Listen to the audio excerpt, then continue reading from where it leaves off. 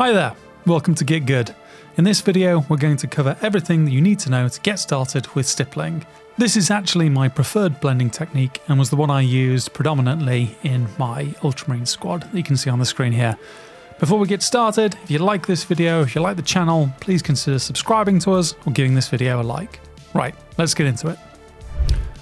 As with all blending, what we are trying to do with stippling is smooth the transition from one colour into the next. And stippling primarily does this by creating noise, obfuscating that hard line between the two colours. And how we do that in our painting is to use the end of our brush, the tip of our brush, to create small marks. Now here on the screen you can see they are represented as dots. It doesn't have to be dots, it can be small lines, scratchy things, anything like that. But basically a small mark that will increase the noise.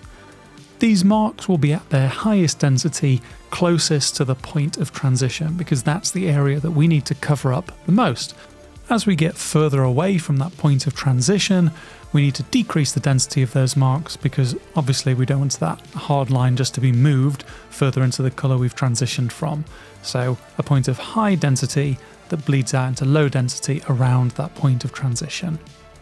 And although it's a simplified representation, you can see here that that hard line has been obfuscated already because of the dots. And this is just using dots of one of the two colours, the dark blue into the light and the light blue into the dark.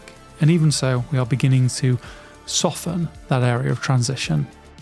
When we're painting though, we also have the option of taking a colour that's a mix of our two colours and using that to further obfuscate that point of transition. Here on the screen you can see I've used a midpoint between my two colours over the centre of the transition to really begin to blur it in. And when we scale it down to how it would actually look to the human eye, you can see how effective it is in blurring the line between the two colours. As mentioned though, you don't have to use dots for stippling, and you can see on this example on screen what it might look like if I were to use small lines, hatched lines, as opposed to those hard, obvious dots, and that effect is enhanced. So that's the theory, let's now put it into practice. So we have a sword here that's representative of our two blocks of colour. This was the easiest thing I had to hand, so I apologise for having a blue sword, but hopefully this shows it nice and easily. So I'm going to start with my first colour, which is the star blue, and I'm going to scratch into the dark Prussian blue. You can see that my brush stroke starts in the darker side and then ends in the star blue. I'm not too concerned about individual placement here, but rather I'm just trying to create more noise and obfuscate that transition, that hard transition line between the two colours. And once I'm happy with that first set of lines with the star blue, I then switch to my other colour, my dark Prussian blue, and do the same process in reverse. Start my lines in the lighter colour, ending them in the darker colour, and just really begin to ensure that that transition point between the two colours is nice and hidden. And for my initial steps, that's all there is to it.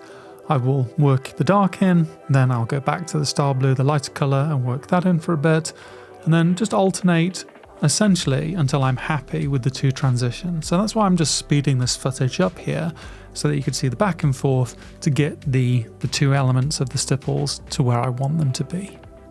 All I'm looking for is any areas of colour that are out of place. So if there's an area of dark Prussian blue that's out of place, I'll cover it gently with the star blue, and if the star blue out of place, I'll cover it gently with the dark Prussian blue. It's really that simple. Once I'm happy with how I've worked in the two colours, I'll then go to a 50-50 mix between the star blue and the dark Prussian blue, and I'll focus the tip of my brush just on that transition point, not too much into the block of star blue, not too much into the block of dark Prussian blue, really solely on the transition point. And I'll just work that noise in to that transition point to hide it even more. This is probably the step where it really begins to blend together and is one I find quite rewarding. Then, once all of that's done and that stippling is to a point where I think that transition line is nicely hidden, I'll just do a little bit of glazing to smoothen everything out. So again, noticing where the brush starts in the lighter area, finishes in the dark area, I'm glazing in some dark Prussian blue, and then I'll do the same for the star blue and then probably once again with a dark Prussian blue just to glaze it back. And that's it. This stippling took just about 10 minutes to get a transition that I'm reasonably happy with. Obviously, if I was pushing this to a competition piece, I'd do more stippling, increase that noise, and increase the amount of glazing that I'm doing. But for a quick 10-minute blending job, I'm really happy with how one colour transitions into the next. I'll upload the raw footage if you want to see the entire process to our Patreon. But for now, I hope you found this video useful, and see you in the next one. Bye bye.